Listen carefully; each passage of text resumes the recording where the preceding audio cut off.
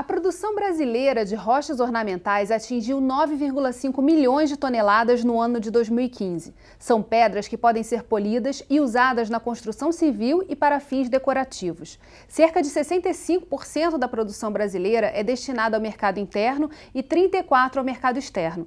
Apesar da crise econômica que os estados vêm passando, esse setor não parou de crescer. No Rio em Foco, que começa agora, vamos falar sobre o potencial que esse setor tem de alavancar outros segmentos, as inovações para reduzir o impacto ambiental da atividade e a importância do design para divulgar as pedras do Rio de Janeiro. Fica com a gente!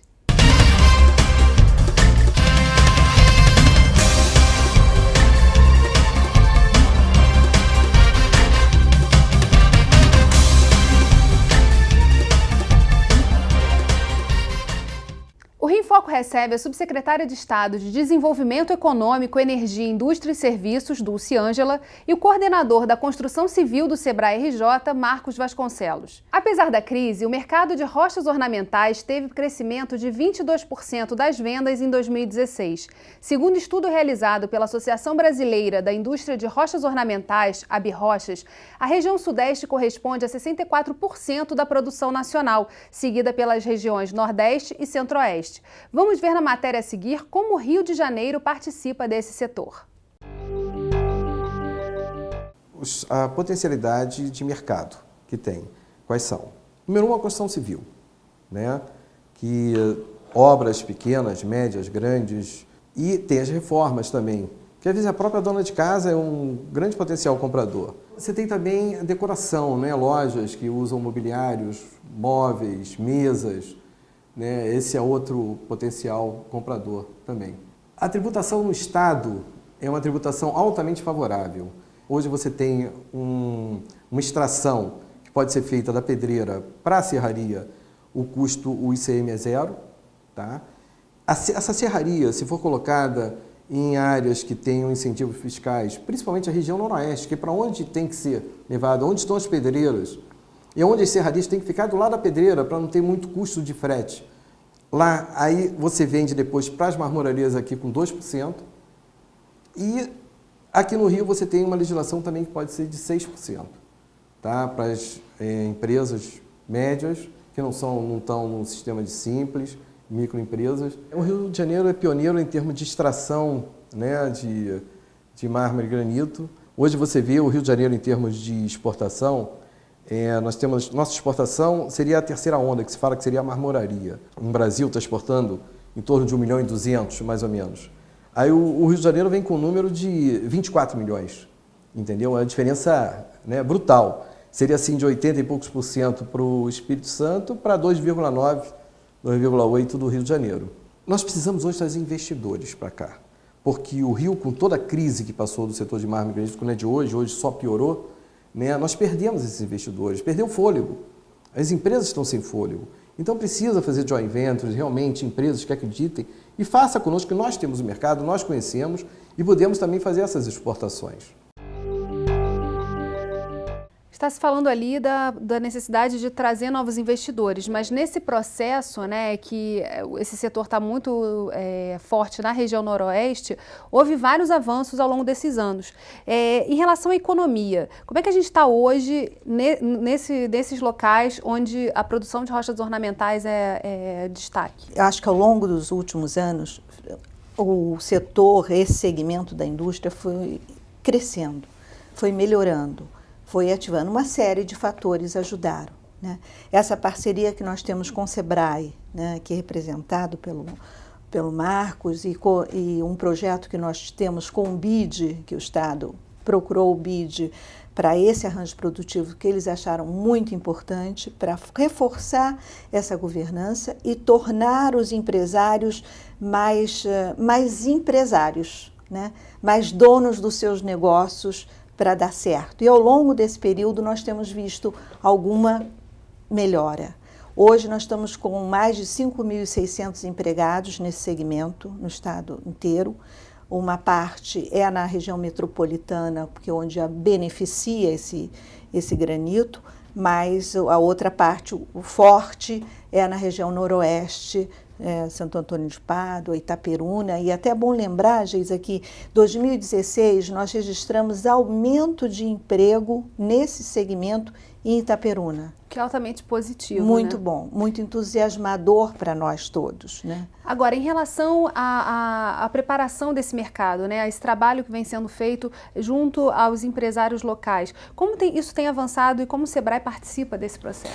Na verdade, assim, muito se tem conquistado, como foi falado pela doutora Dulce aqui, e isso é fruto de uma governança, né, uma série de instituições que unem forças, né, que dão os braços para o desenvolvimento dessa região que tanto precisa, né? Na verdade, existe parece que uma confusão, uma nuvem, né, que paira sobre isso. Do mesmo lado que a gente tem um potencial mineral enorme, né, e o próprio governo do estado faz esse mapeamento muito bem, ou seja, existe um ativo importante para o estado do Rio de Janeiro, presente numa região, né, um paradoxo, presente numa região que carece ainda de muito desenvolvimento. E nessa empreitada, eu acho que a gente, junto dos empresários, a gente vem conseguindo, assim, aferir resultados muito interessantes. O despertar, né, da atenção desse grupo para o design, né, como foi um trabalho realizado ao longo do ano passado e que agora a gente vem tentando aproximar, né, conquistar mercado com esse novo portfólio, para nós já foi uma conquista muito, muito importante. Isso junto com o processo da certificação, né, da denominação de origem da pedra paduana, a gente hoje tem 3 pedras certificadas no estado do Rio, o que trouxe de resultado? Conseguiu-se verificar, quer dizer, um aumento da procura ou tornar visível essas pedras? Deu algum resultado já? O design, na verdade, o trabalho de design que foi desenvolvido lá, ele foi ancorado na indicação geográfica, né? O desafio, né, do momento é a gente conseguir intensificar, reforçar essa marca, né, e evidenciar principalmente a questão da indicação geográfica e fazer com que isso sensibilize o consumidor final, porque é um diferencial, né, valorizado no mundo inteiro e não pode ser diferente aqui no nosso estado. Então, o grande mote, né, do trabalho, né, o nosso grande investimento agora para esse finalzinho de 2016 e início de 2017 é exatamente aproximar, estreitar o mercado, né, consumidor do núcleo produtor. A gente vai fazer um rápido intervalo e voltamos já. Rio em Foco aqui, política e economia caminham juntas.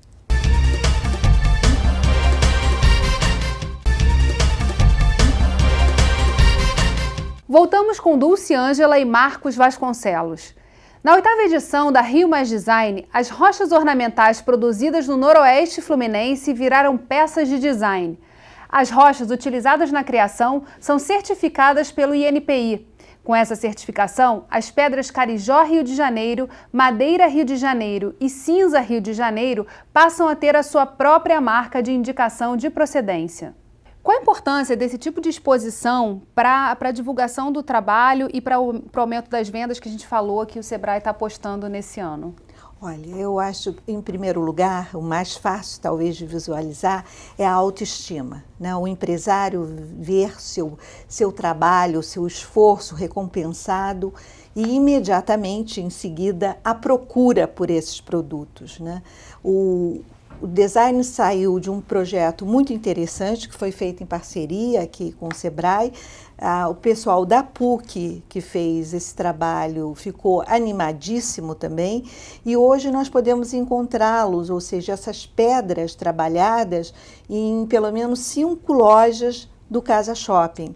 Para quem quiser comprar, adquirir, poderá fazê-lo imediatamente. Tem para entrega e é possível, não é, Marcos? Exatamente, e como a senhora falou muito bem, porque resultado, né, da visibilidade que o evento de design do ano passado, a mostra, né, trouxe não só para o setor de rochas, mas tenho certeza que para todos os outros segmentos que estavam ali representados.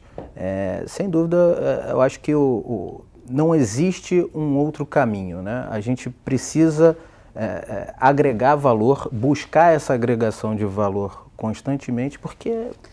Agora, o design é a parte bela, né? A parte que mostra o valor disso, mas foi feito todo um trabalho por trás de quebrar pedra, né? De resolver uma série de problemas, já que essa questão da extração da pedra é altamente impactante para o meio ambiente e também tem várias questões trabalhistas envolvidas. Quer dizer, a gente ouvia muito falar do Ministério Público ali olhando Sim. de perto o que estava acontecendo e fazendo uma série de intervenções. Então, o que aconteceu também ao longo desse tempo para que a gente pudesse hoje ter uma pedra de alta qualidade, com certificação e com design do Rio de Janeiro sendo vendida nas lojas aqui de decoração? Um dos pontos foi essa questão da criação da cadeira, né? Porque eles não contavam, os trabalhadores não contavam com uma cadeira especial para quebrar essas pedras, para manipular as pedras.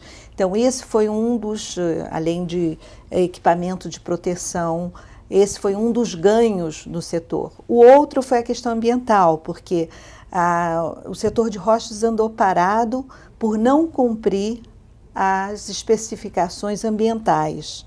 E com isso nós conseguimos, até dentro desse projeto, desenvolver e os empresários e os trabalhadores para que atualizassem como proceder de maneira a menos agredir o meio ambiente.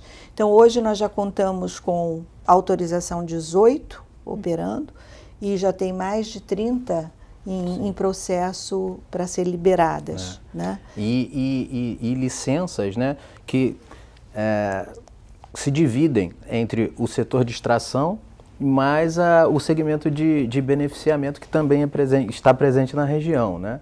Então, eu acho que toda essa cobrança, né, todo esse rigor que a legislação particular aqui no mundo das rochas ornamentais traz, né, na verdade, no primeiro momento ele parece difícil, sim, ele cria dificuldade, mas ao mesmo tempo eu acho que ele também traz um amadurecimento, né? E essa eu também considero uma grande conquista. É uma vitória. Exatamente. Sem dúvida nenhuma, acho que está dentro das vitórias, né? E na questão da capacitação, né? Em 2009, o Rio em Foco fez um programa sobre rochas ornamentais e a gente, na época, o presidente do sindicato dizia que, como era uma região tipicamente rural, era quase um aprendizado aprender fazendo a retirada da pedra. Como é que está hoje esse quadro? Olha, a gente percebe, como falei anteriormente, a gente percebe um amadurecimento muito grande, né? Resultado dessas conquistas gradativas que o setor vem conseguindo. Do ponto de vista gerencial, né? O Sebrae ele é muito presente, né? Ele se mantém muito próximo do APL e tornando disponível todo o nosso arcabouço de qualificação, consultorias, enfim. E produtos nossos, né, serviços nossos que não eram valorizados naquela época, hoje, né, são muito demandados. Começam a ser, inclusive, demandados, né, espontaneamente por esses empresários. Não, a gente já avançou muito, agora é importante também falar dos desafios, mas a gente vai tratar disso no próximo bloco, não saia daí. Rio em Foco aqui, política e economia caminham juntas.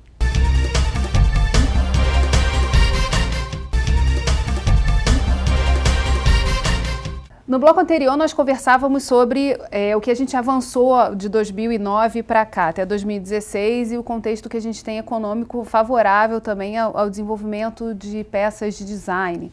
Em relação aos nossos desafios, assim, o que é preciso, o que é papel dessa governança que é suportada pelo BID e quem coordena é a Secretaria de Desenvolvimento Econômico junto com o Sebrae, o que é preciso fazer e qual o papel também do legislativo, que a gente já que a gente está numa casa legislativa, é importante também trazer esse assunto para a Alerj. De 2009 para cá, se houve esse progresso, sem dúvida nenhuma foram por 3 leis que passaram por aqui e que ajudaram, né? Primeiro, o diferimento em relação ao tributário, e as outras duas, 2012 e 2013, foram com relação à questão ambiental, do TAC ambiental. E daí surgiu também a contrapartida dos empresários que doaram em Santo Antônio de Pádua, foram mais de 700 mil metros quadrados, que vão ficar como reserva, né?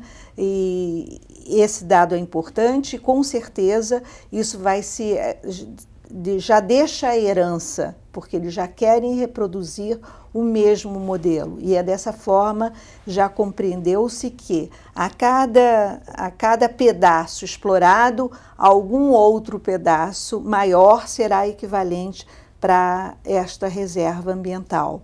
Esse é um dos pontos e, sem dúvida nenhuma, que o Legislativo é importantíssimo para nos ajudar a que os empresários cumpram essa parte deles. Em relação à governança, nota-se já uma participação maior dos empresários e o entendimento da necessidade de ter toda uma base de conhecimento, de capacitação, trabalhar muito bem essas questões trabalhistas, porque isso aparece também para o público consumidor final, que está exigindo cada vez mais essa responsabilidade das empresas, né? Então, qual é o passo, assim, qual é a visão de futuro desse grupo e como é que tem avançado esse tema? Olha, o projeto BID, né, como é tratado internamente, capitaneado pela Secretaria de Desenvolvimento, eu acho que ele, na consolidação dessa governança, ele tem papel chave, né? A gente percebe que a partir do início do projeto, a gente encontra uma mobilização e um comprometimento muito maior desses empresários e principalmente fazendo com que as questões, que as necessidades do APL, né, elas consigam chegar mais facilmente nas esferas de governo, no legislativo, no executivo e também para as entidades de fomento. Eu acho que a comunicação que esse projeto permitiu, né, entre o núcleo empresarial e todos nós, né, eu acho que assim, é uma grande sinalização aí para um arranque da atividade. Quando a gente fala do projeto BID, a gente está falando de recursos aportados nesse grande projeto de governança. E quanto de recursos a gente está falando? Qual a dimensão? É $1,5 milhão de dólares, mais ou menos. 1 milhão do BID, mais a contrapartida, que o Sebrae tá dando essa contrapartida, que deve ser mais ou menos... Isso. Na verdade, é uma relação 50-50, 50 BID, e os outros 50 são divididos entre que eu estou falando mais ao longo do tempo, né? Não, mas você vê a diferença que faz ter um investimento, um aporte. Quando a gente falou no primeiro bloco para moda, da necessidade de trazer outros atores também, de investidores chegarem aqui, é importante também pensar que é possível tratar esse arranjo produtivo local como um potencial passo seguinte, trazer esses investidores, né? Já tendo um caminho arrumado aqui para isso. Acho que você pegou num ponto muito importante. Seria muito bom que se tivesse outros investidores que se fizesse, como disse o presidente do sindicato ali, o Mauro Varejão, fizessem alianças com os daqui, joint ventures, modos de... Nós estamos realmente querendo trazer esse empresário para cá, para que invista aqui. As pessoas às vezes não lembram, né, e acham que aquele granito que aparece em Brasília é da Itália, mas é sempre bom lembrar que ele é de Italva. Né? Ele dá muito orgulho ao Rio de Janeiro ver que Brasília foi construída com o nosso material, com a nossa riqueza mineral. Dá orgulho e, ao mesmo tempo, é um desafio para que mais pessoas tenham conhecimento, né? E se a gente lembrar e comparar com a Itália, que teve sua riqueza em mármore, nós temos algo muito melhor, porque o granito é muito mais duro que o mármore, né? O mármore é mais frágil, o granito não. Se você olhar uma construção feita, um chão do Galeão, por exemplo, o Galeão estava todo destruído, mas o chão que era de granito, ele estava lá perfeito, né? Exato. Bastou passar uma máquina e estava novo, né? Então é realmente um material para a vida toda, e um material de altíssima resistência e muito, muito bonito. Futuro.